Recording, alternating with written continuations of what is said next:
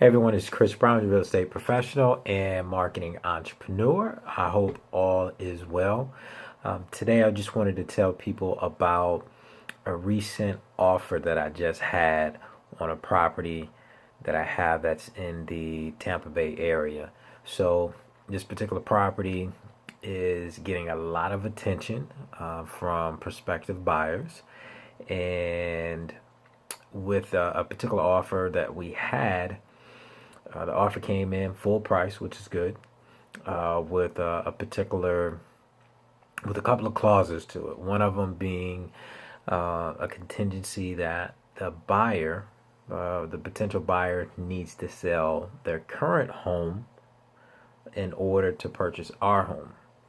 So, in order to accept something like that, you're like, okay, well, what happens if that person doesn't sell their home, which they anticipated to actually sell? It isn't a hot market. It is in a desirable area, so I do believe it will sell. But will it sell with the current buyer that they have the property under contract with?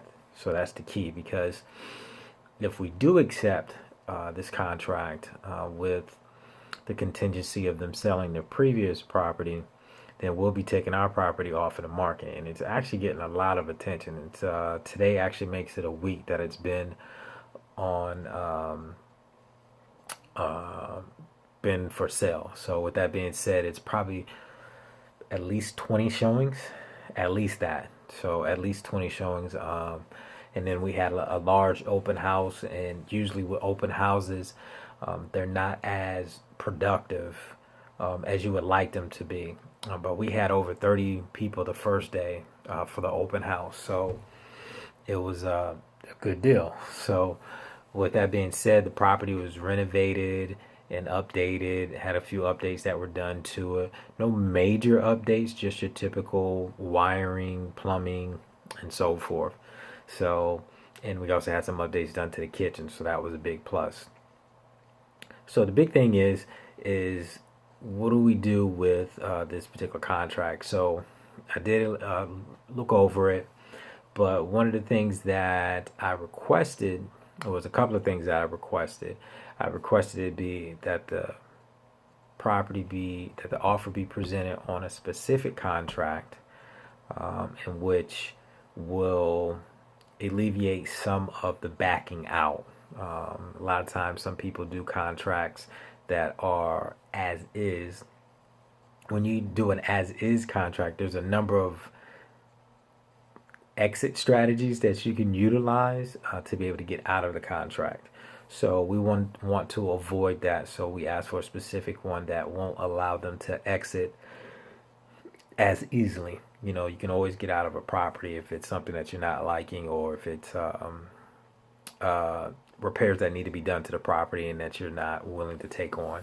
So that's always something to look at.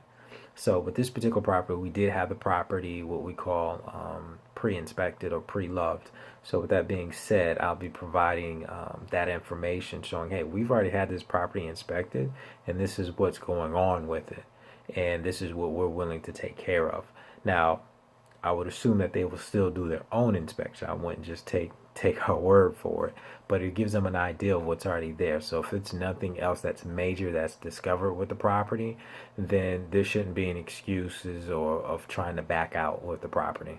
That being said, so moving forward, we wanted to not go that route as is, as well as we wanted to shorten a couple of things, such as the inspection period. They wanted about a week and a half. We said, let's just do a week.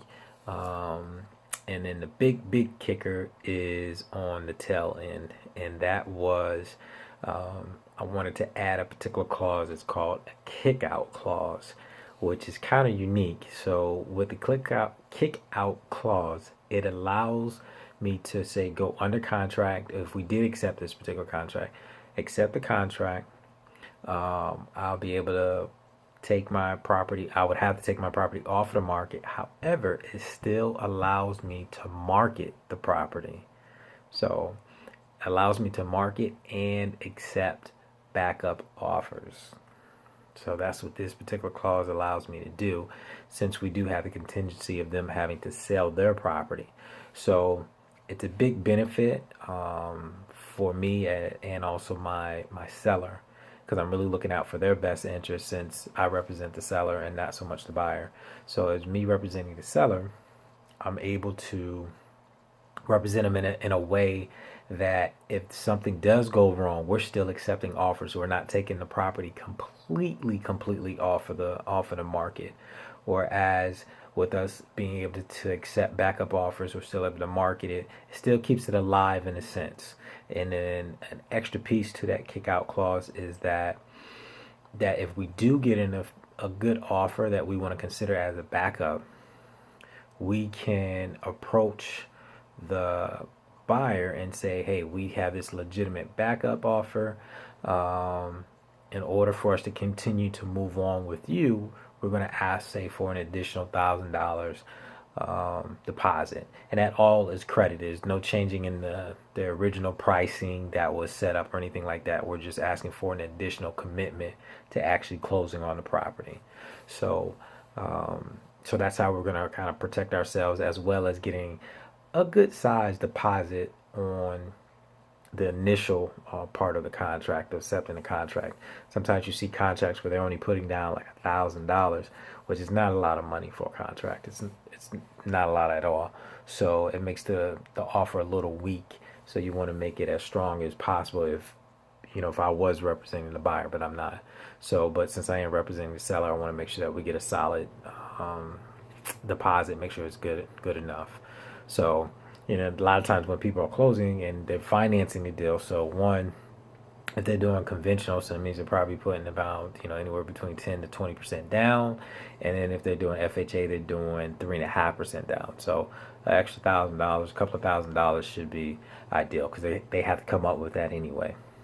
But I just wanted to share that with everybody. So the kick out clause, make sure you get that in your contract if there's a contingency of someone else having to sell their home before they can actually purchase your home.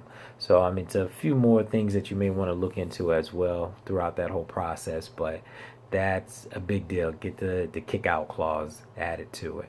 But this is Chris Brown, your real estate professional and marketing entrepreneur. Hope all is well with everyone. Have a good evening. Take care.